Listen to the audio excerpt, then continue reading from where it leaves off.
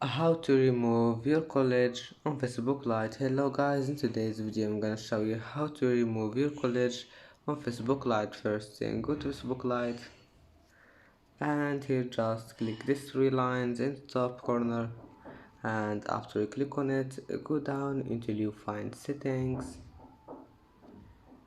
and then profile information, and here just you will find your college here and click this pen here, click on it and click delete, and yes, and that's